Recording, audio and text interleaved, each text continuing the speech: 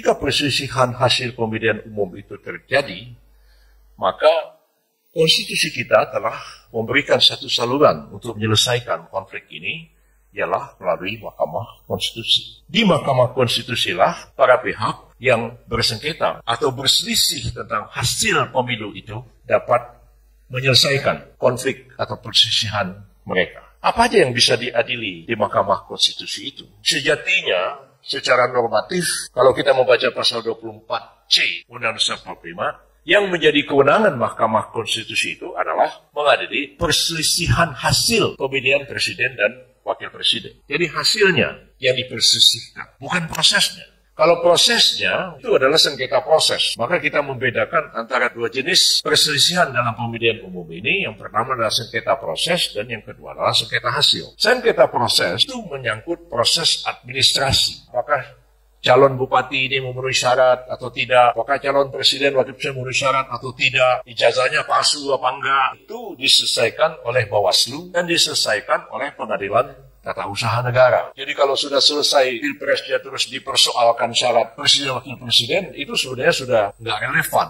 Karena kalau wakil presiden dan presiden memenuhi syarat, itu mesti dipersoalkan di Pengadilan Tata Usaha Negara, bukan dipersoalkan di Mahkamah Konstitusi. Putusan MK tentang perselisihan hasil pemilihan umum presiden wakil presiden itu adalah final and binding.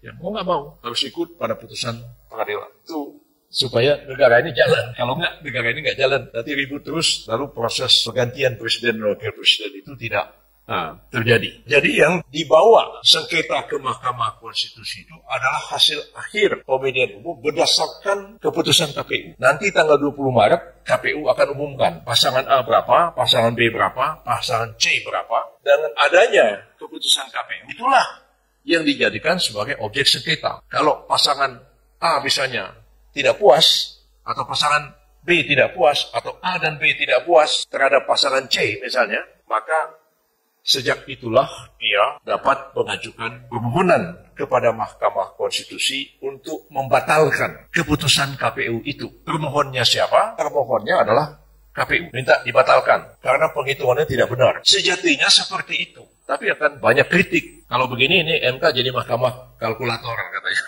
Cuman ngitung-ngitung aja begitu. Tapi sejatinya menurut UUD 45 ya seperti itu.